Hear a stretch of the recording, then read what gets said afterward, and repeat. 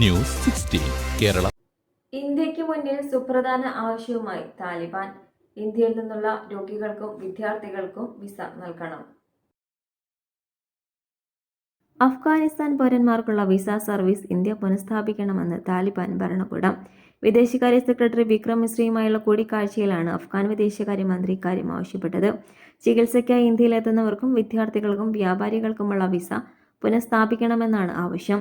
താലിബാൻ ഭരണം വന്ന സാഹചര്യത്തിൽ സുരക്ഷാ കാരണങ്ങൾ ചൂണ്ടിക്കാട്ടിയാണ് ഇന്ത്യ വിസ നൽകുന്നത് നിർത്തിവെച്ചത്. താലിബാൻ ഭരണകൂടവുമായി ഔദ്യോഗിക ബന്ധം ഇന്ത്യക്കില്ലാത്ത സാഹചര്യത്തിൽ വിസ നൽകുന്നതിൽ ഉന്നത തലത്തിലെ രാഷ്ട്രീയ തീരുമാനം കൈക്കൊള്ളേണ്ടി വരും. പാകിസ്ഥാനും താലിബാനും ഇടയിലെ സംഘർഷം കാരണം അഫ്ഗാനിലേക്ക് മടങ്ങിയ അഭയാർത്ഥികൾക്ക് മാനുഷിക സഹായം നൽകാൻ ഇന്ത്യ സമ്മതിച്ചു. താലിബാൻ വിദേശകാര്യമന്ത്രി അമീർ ഖാൻ മുത്താഖിയുമായി വിദേശകാര്യ സെക്രട്ടറി വിക്രം മിശ്ര ചർച്ച നടത്തിയതിന് താലിബാന്റെ സ്ത്രീവിരുദ്ധത അടക്കമുള്ള നയങ്ങൾ ഇന്ത്യ അംഗീകരിച്ചതായി അർത്ഥമില്ലെന്ന് കേന്ദ്ര സർക്കാർ വൃത്തങ്ങൾ നേരത്തെ വിശദീകരിച്ചിരുന്നു.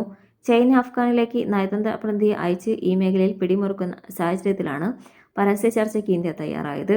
ഇന്ത്യയെ ലക്ഷ്യം വയ്ക്കുന്ന ഭീകര സംഘടനകൾക്ക് അഫ്ഗാൻ ഭരണകൂടം ഒരു സഹായം നൽകരുതെന്ന് വിദേശകാര്യ സെക്രട്ടറി ചർച്ചയിൽ ആവശ്യപ്പെട്ടിരുന്നു.